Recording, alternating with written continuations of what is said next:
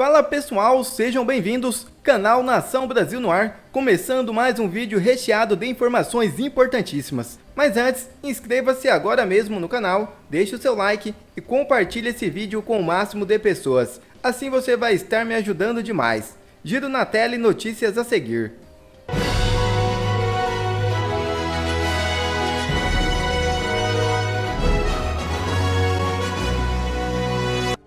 De volta ao Congresso, Lira eleva a pressão sobre o governo e Pacheco confirma votações anti-STF. Pacheco disse ser necessário combater privilégios ao introduzir em seu discurso o debate de pautas que atingem o STF. Ele mencionou como exemplo a discussão de decisões judiciais monocráticas, mandatos de ministros do Supremo Tribunal Federal e reestruturação de carreiras jurídicas. Já o deputado Arthur Lira mandou recados explícitos ao Palácio do Planalto. Um dos principais focos da insatisfação é o ministro das Relações Institucionais, Alexandre Padilha, por seu suposto papel no cumprimento de acordos entre o Executivo e o Congresso, por exemplo, em relação à liberação de emendas. Errará grosseiramente qualquer um que aposte em uma suposta inércia desta Câmara dos Deputados neste ano de 2024, declarou Lira. Ontem tivemos a volta dos trabalhos no Congresso Nacional, teve fala do Arthur Lira, presidente da Câmara, fala do Rodrigo Pacheco, presidente do Senado, e também do vice-presidente do STF, Edson Fachin. E teve também a ausência do presidente da República, o Lula. Muita gente comentou essa ausência também. Agora, Cris, a gente pôde ver no discurso do Lira e do Pacheco, especialmente, falando sobre a relação com o governo, sobre terem sido leais ao governo, e o Pacheco, pela primeira vez em muito tempo, dizendo que os parlamentares precisam ser protegidos, pois assim a liberdade estará protegida também, Cris. Pois é, houve quem interpretasse isso como uma possível mudança de postura daquele que eu chamo de capacho, porque eu acho que é isso que Rodrigo Pacheco foi até agora em relação ao desgoverno Lula e também ao abuso de autoridade de ministros do STF, especificamente do ministro Alexandre de Moraes, mas outros também já cometeram abuso de autoridade, avançando sobre prerrogativas do Legislativo, inclusive. Agora, teve deputado aí que achou que foi fraca a fala, tanto de Rodrigo Pacheco quanto a de Lira. A gente viu alguns posicionamentos públicos, né? Por exemplo, tá até na reportagem da Gazeta do Povo aqui, o deputado Nicolas Ferreira, que chegou a gravar vídeo, acho que o pessoal deve ter visto, né? Que viralizou, gritando Lula, ladrão, seu lugar é na prisão, e puxando um coro ali. Eu não sei se ele puxou, se ele aderiu a um coro que já estava rolando, mas ele escreveu no Twitter o seguinte: depois da última recepção, o ladrão não apareceu na Câmara hoje. Que Deus abençoe e nos proteja nesse início de mais um ano de trabalho, que o bem resista e persista. Então, para o Nicolas, a ausência de Lula foi o principal sinal de que não há mesmo espaço para ele, nem diálogo com o Legislativo. O deputado Sanderson já foi mais animado, dizendo que as falas tanto de Lira quanto de Pacheco, na abertura das atividades do Congresso, foram muito claras no sentido de que o parlamento irá agir.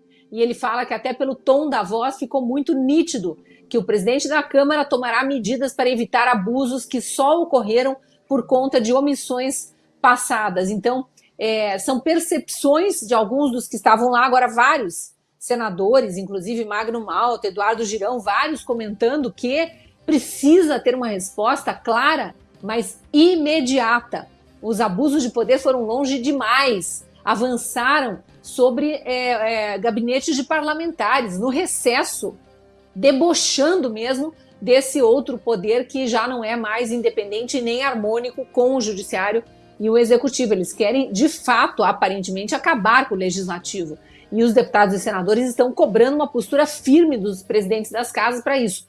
O Pacheco já prometeu que não só vai colocar em votação aqueles projetos que já estavam tramitando para, por exemplo, para diminuir um pouco dessa autoridade que o judiciário acha que tem, especialmente sobre os outros poderes. Por exemplo, aquele projeto de estipular mandato para ministros do STF, de estipular idade mínima. Não tem mais essa de Zanin, né, o próprio André Mendonça, de ministros entrarem lá com uma idade relativamente jovem ainda para ficar 2, 3 décadas tiranizando a população brasileira.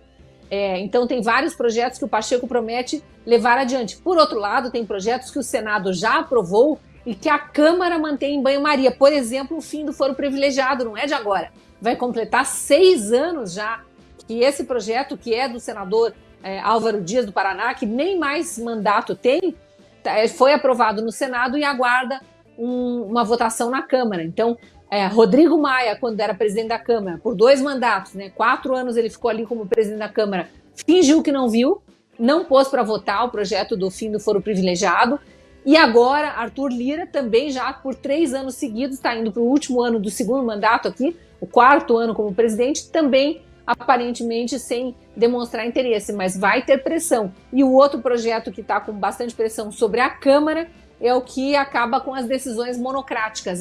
Esse também já foi aprovado no Senado e precisa de votação na Câmara. Então, a gente precisa acompanhar o Legislativo, porque projetinho de desgoverno não é prioridade. O que o povo quer mesmo é o Legislativo respondendo a esses abusos do Judiciário. E se responde democraticamente, votando projetos de lei que tirem poderes do Judiciário, além, claro, de votar os pedidos de impeachment, mais de 50 que estão encalhados ali na gaveta do Rodrigo Pacheco, pedidos de impeachment bem embasados de ministros do STF que não fazem o básico, não defendem a Constituição que eles juraram defender. Pelo contrário, rasgam a Constituição toda hora para tiranizar a população brasileira a favor do desgoverno, que foi quem aparelhou o Judiciário. Então é uma troca de favores eternas ali, quem paga é o povo brasileiro.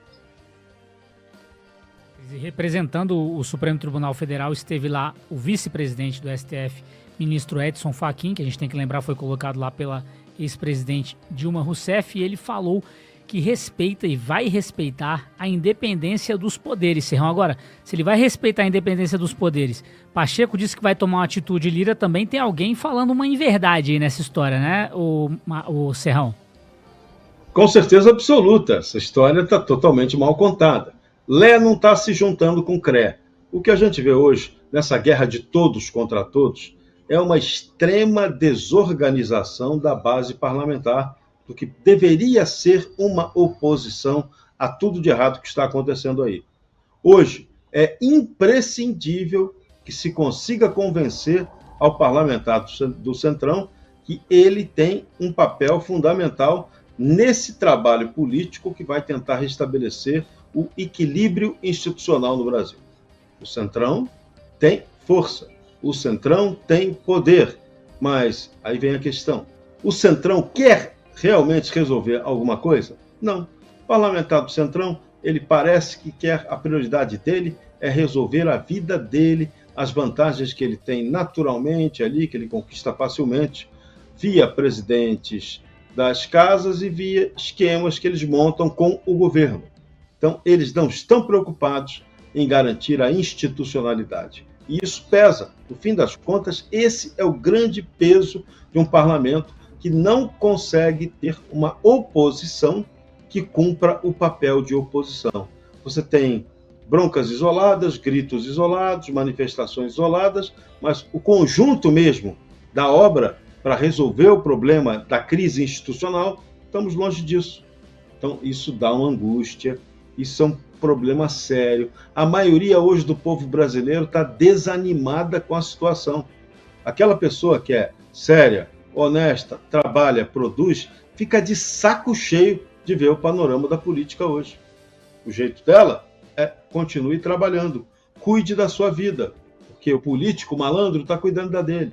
Não quer resolver crise institucional nenhuma, a não ser quando a água chega na barriga dele, chega no pescoço dele, aí o cara se mexe, aí o cara fica nervoso, né? Ele tem chance de ser punido pela juristocracia eventualmente, aí ele tenta reagir. Só que quando isso acontece, já é tarde demais. Então é preciso um grande trabalho de mobilização e esclarecimento para o Centrão. O Centrão no parlamento é uma massa amorfa de políticos que não sabem realmente para que lado vão do ponto de vista político. Eles estão lá para ter vantagem, mordomia, para ter o cargo. A vaidade de exercer um cargo de deputado ou senador com todas as vantagens que isso tem.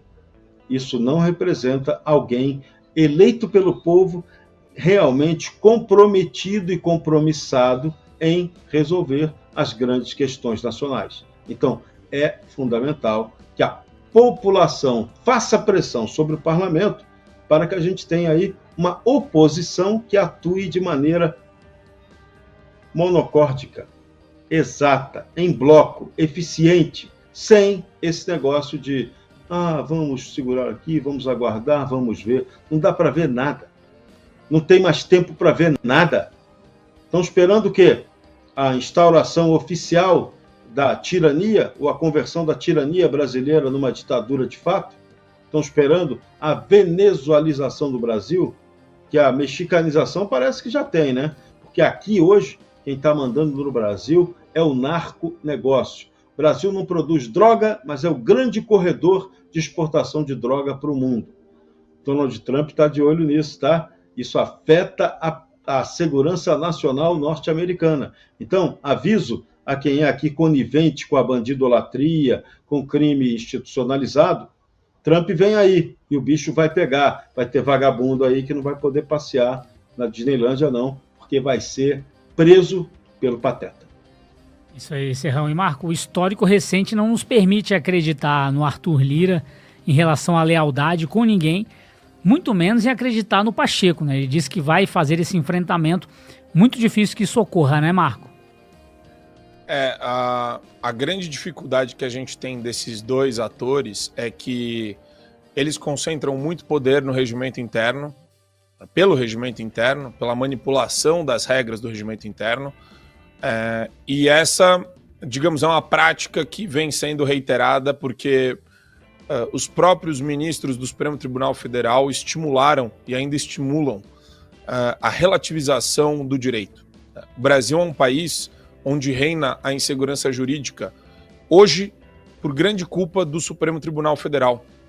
O estímulo a subverter regras jurídicas, regras objetivas, regras que nunca poderiam ser quebradas, vem de grandes personalidades, como Lewandowski.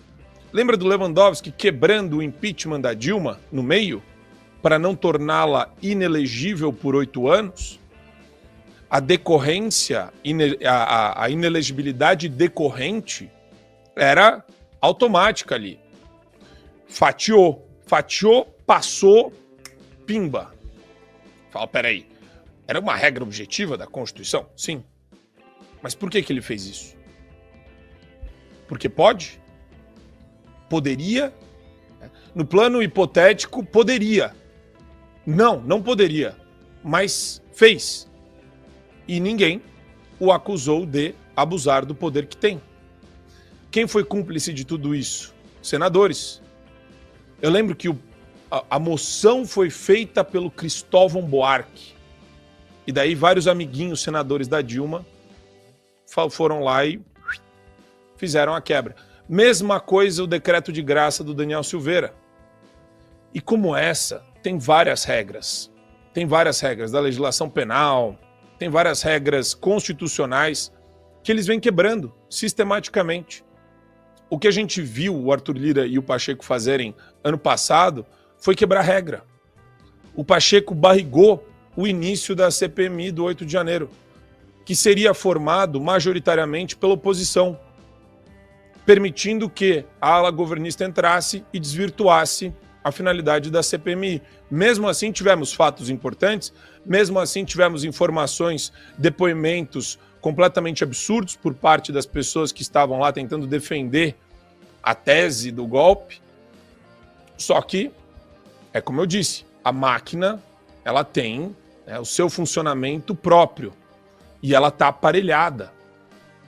Daí você vai para uma outra situação, no caso do Arthur Lira, que foi o PL da censura. Ele quis passar um trator na oposição. Quanto custou esse PL da censura? Qual foi o acordo? A gente não sabe. A gente não vive numa república, a gente não vive numa federação.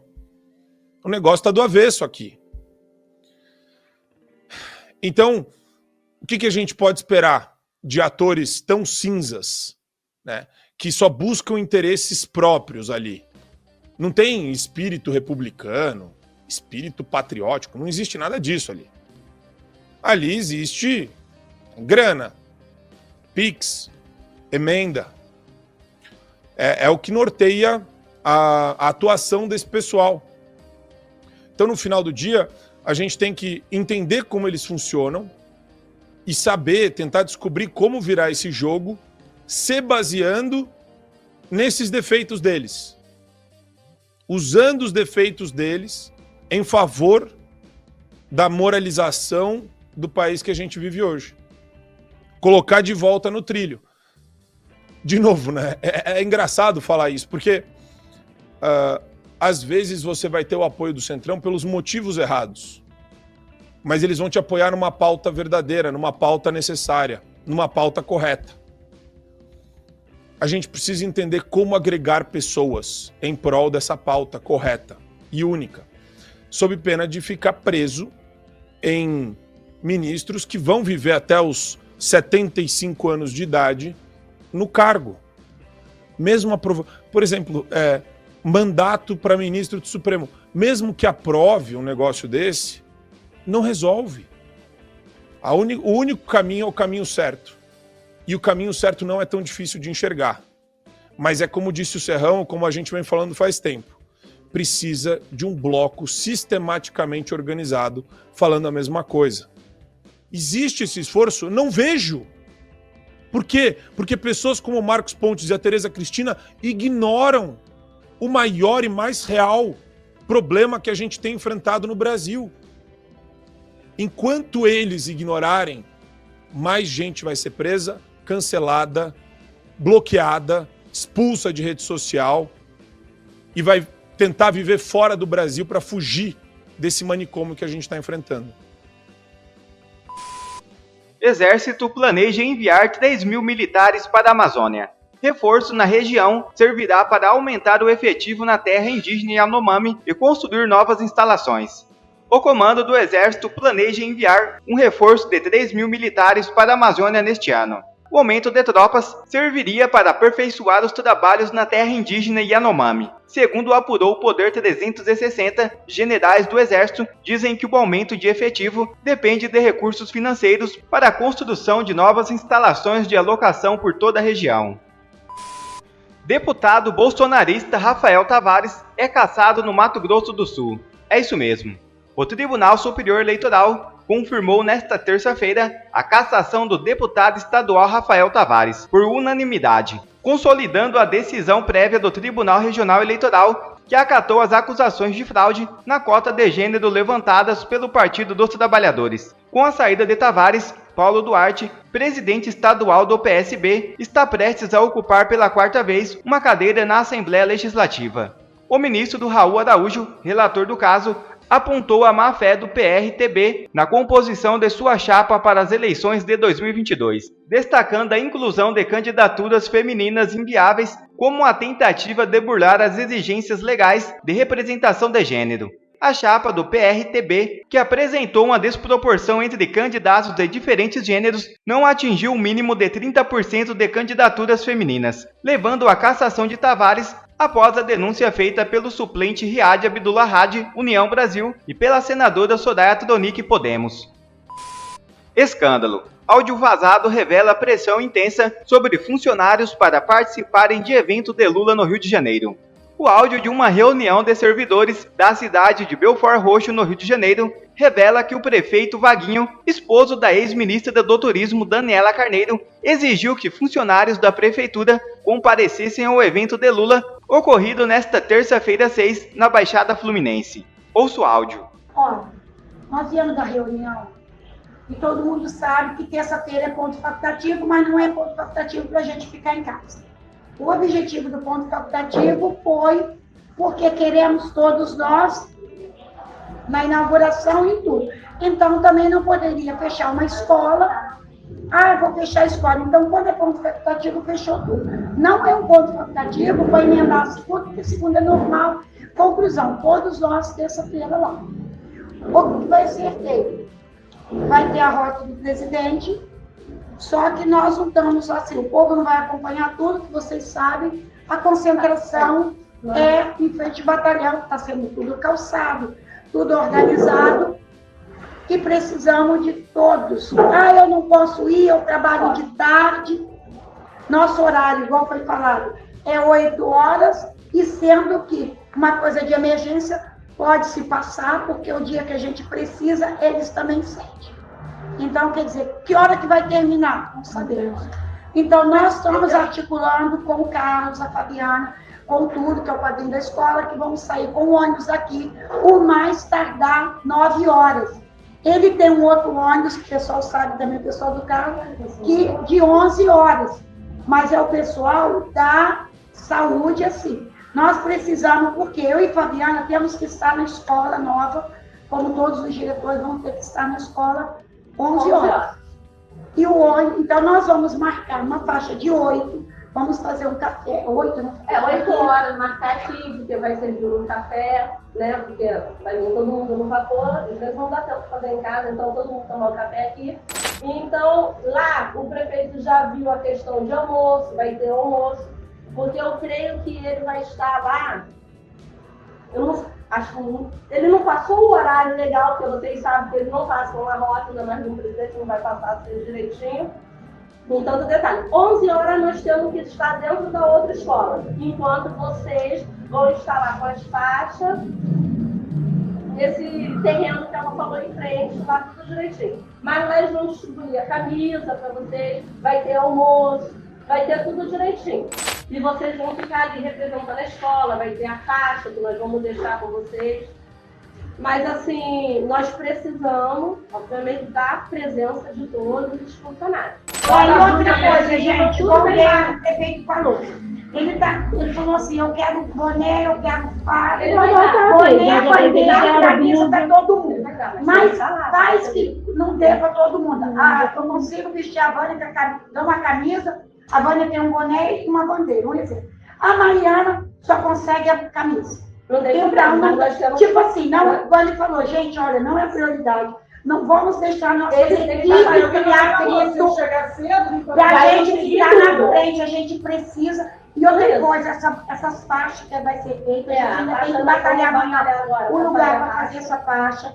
Essa faixa tem que ser levantada, gente. Mas depois vamos fazer vergonha da educação. Na hora que quiser, que tiver uma música, mas nós não vamos levantar aquela faixa e atrapalhar para você que na hora que estiver tocando aquelas vinhetas, aquelas músicas, aí a escola levanta a faixa. Na hora que qualquer pessoa do palanque for falar, abaixa a faixa, porque quem está lá atrás também eles querem ver também. Quer ver mais vídeos como esse? Então inscreva-se agora mesmo no canal, deixe o seu like e compartilhe esse vídeo com o máximo de pessoas. Assim você vai estar me ajudando demais. Fico por aqui, um forte abraço e que Deus abençoe a todos. Brasil acima de tudo e Deus acima de todos.